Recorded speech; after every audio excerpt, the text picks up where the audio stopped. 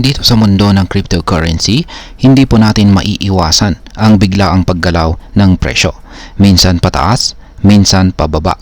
Kamakailan lang ay naranasan natin ang isang malaking pagbagsak ng ilang sikat na cryptocurrencies tulad po ng Pi Network, Pepe at saka Ethena.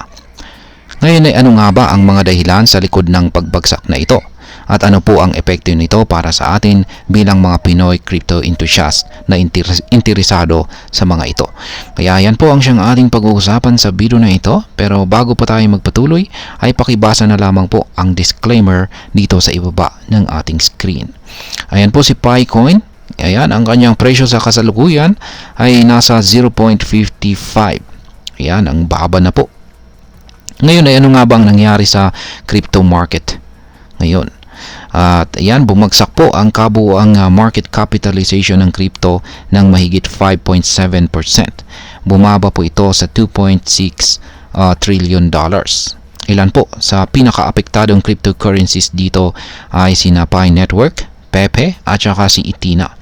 Yan, si Pi Network ay bumagsak na po sa presyong 0.56 na isang record low matapos po ang higit 80% na pagbaba mula noong February.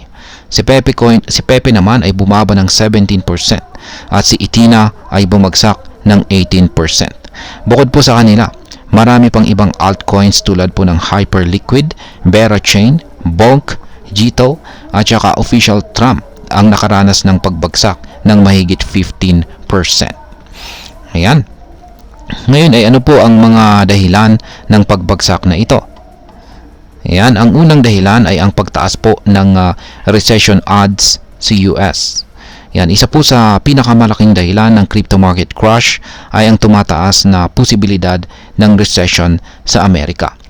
Ayon po sa Polymarket, ang posibilidad ng recession ay umabot na po sa 70%, habang ang iba pang mga financial firms tulad ng MetLife, Goldman Sachs at saka PEMCO ay itinaas din ang kanilang recession odds sa 40% at saka 35%.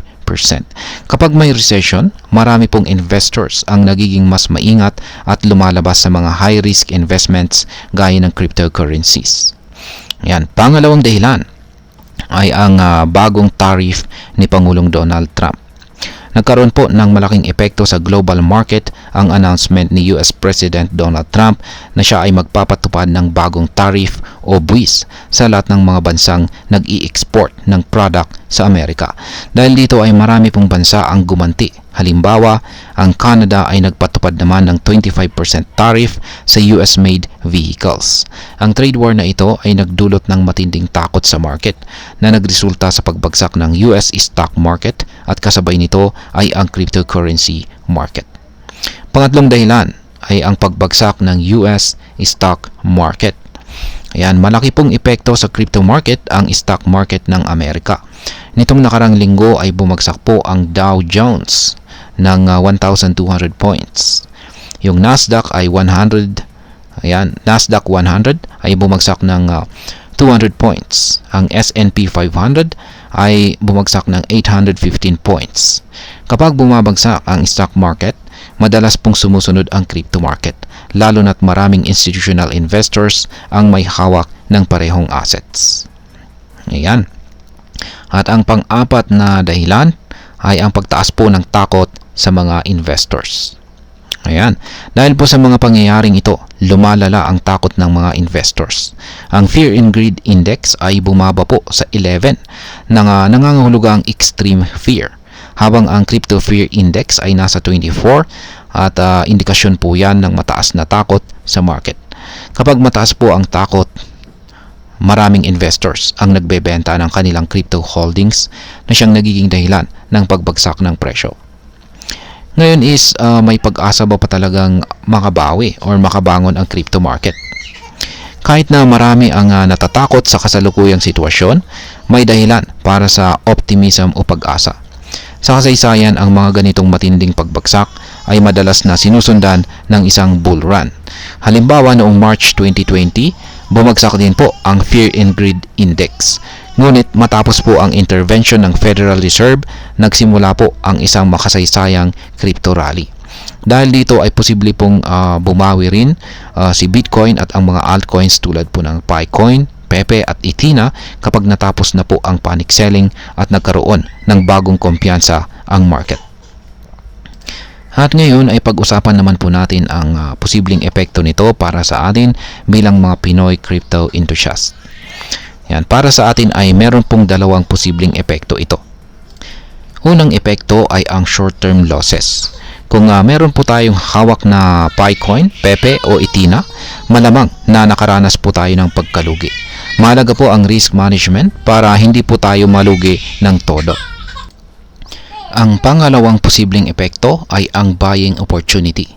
Sa kabilang banda, kung naniniwala po tayong babalik or makakabangon ang presyo ng crypto, maaaring ito po ang best time para bumili habang mababa po ang presyo. At ayan, bilang panghuli ay ang masasabi ko naman po rito ay ang crypto market ay likas po talaga na volatile. Madaling tumaas pero mabilis ding bumaba. Ang pinakamalaga ay alam po natin kung paano po ito laruin. Kung long-term investor po tayo, maaring huwag po tayong magpanik at samantalahin po natin ang dip para makabili sa mas murang presyo. Pero kung short-term trader po tayo, mahalaga ang stop loss strategy para protektahan ang ating puhunan. At sa kabuuan, ang cryptocurrency ay isang high risk, high reward na investment. Lagi po tayong mag-research, gumamit po tayo ng proper risk management at huwag po tayong mag-invest nang hindi natin kayang mawala. At ayan, hanggang dito na lamang po tayo sa video na ito mga ka-crypto. Marami pong salamat sa panonood. Ingat po tayo lagi at God bless po sa ating lahat.